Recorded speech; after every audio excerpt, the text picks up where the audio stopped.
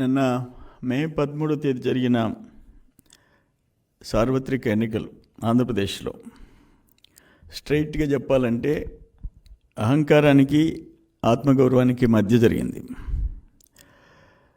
ఈ 5 ఏళ్ళు అన్నపూర్ణ లాంటి ఆంధ్రప్రదేశ్ని జగన్మోహన్ రెడ్డి అరాచక ఆంధ్రప్రదేశ్గా చేసేసాడు.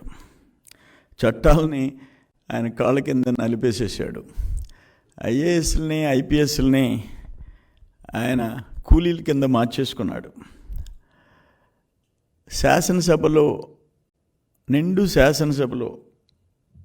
రాష్ట్ర ప్రజలు ఎన్నుకున్న చట్టసభలో శాసనసభ్యులు అందరు కలిసి ఏవైతే బడ్జెట్ సెషన్స్లో నిర్ణయాలు తీసుకుంటారో, అలొకేషన్స్ చేస్తారో వాటన్నిటినీ చెత్తపుట్లో వేసాడు. ఒక చట్టసభ నిర్ణయాలకి విలువ లేదు, వ్యవస్థలకి విలువ లేదు, ప్రజాస్వామ్యానికే గొడ్డలు పెట్టు. ఇప్పుడు లాంగ్ టైం బ్యాక్ బీహార్ రాష్ట్రం 2-3 దశాబ్దాల క్రితం బీహార్ రాష్ట్రం ఎట్టుండిందో ఆ పరిస్థితి ఈరోజు వచ్చింది ఆంధ్రప్రదేశ్కి. ఆంధ్రప్రదేశ్ అంటే అన్నపూర్ణ లాంటి ఆంధ్రప్రదేశ్, ఈరోజు అరాచక ఆంధ్రప్రదేశ్. ఆంధ్రప్రదేశ్ అంటే ఇతర రాష్ట్రాల్లో గౌరవం. గతంలో ఎంతమంది చీఫ్ మినిస్టర్స్ ఉన్నా ఇటువంటి పరిస్థితి లేదు. ఇప్పుడు బయట రాష్ట్రాల్లో, బయట దేశాల్లో ఆంధ్రప్రదేశ్ అంటే తలదించుకోవాల్సిన పరిస్థితి చేశారు. ఇప్పుడు ఇక్కడ ఎందుకు ఎలక్షన్ అయిన తర్వాత ఎందుకు అంత ఫ్రస్ట్రేషన్ మీకు? ఈ దాడులేంటి, ఈ దుర్మార్గాలు ఏంటి?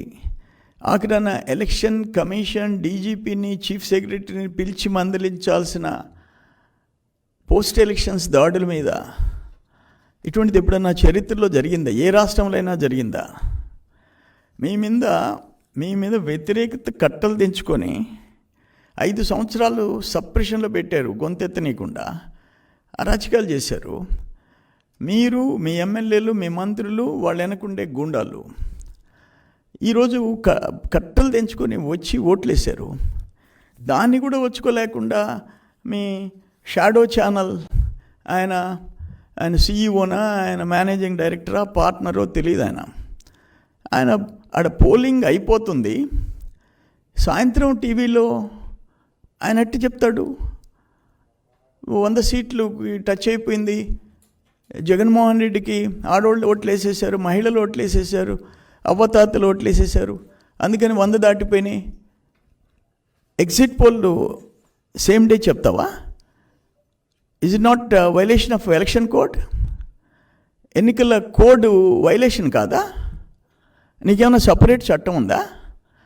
ఆయనకి నాకు ఛానల్స్ లేవు, డబ్బులు లేవు, ఇవన్నీ నీ ఛానల్స్ కదా? సాక్షి షాడో ఛానల్స్ కాదా? ఎవరికి తెలియదు అది? నువ్వు అది పేమెంటా లేకపోతే ప్రేమలు లేవు, పేమెంటే కదా. ఎన్ని వేల కోట్లు తగలబెట్టారు మీరు ఇక్కడి నుంచి ఢిల్లీ ఛానల్స్ దాకా? ఎవరికి తెలీదు జగన్మోహన్ రెడ్డి సంగతి?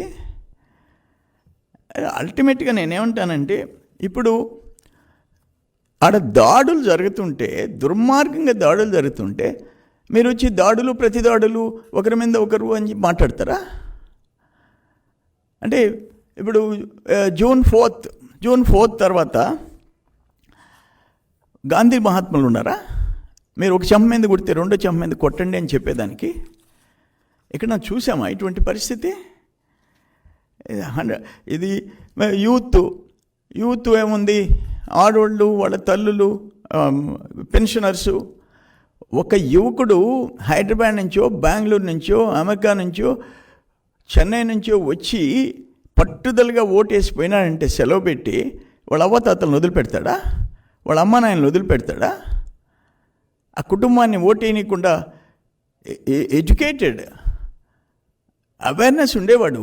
రాష్ట్ర భవిష్యత్తు ఎవరి చేతిలో ఉంటే రాష్ట్ర భవిష్యత్తు ఉంటుంది, బిడ్డల భవిష్యత్తు, ఉద్యోగాలు, ఉపాధి, పెట్టుబడులు, పరిశ్రమలు ఎవరుంటే ఉంటుంది అనేది వాళ్ళకి తెలుసు. అందుకని అక్కడి నుంచి వచ్చి సింగిల్ ఓటర్ కాదు, వాళ్ళ ఫ్యామిలీ. అందుకని ఇది దురదృష్టకరమైన బాధేస్తుంది. ఇప్పుడు మంత్రులు, ఎమ్మెల్యేలు దగ్గరుండి దాడులు చేస్తుంటే ఏం చేయాలా?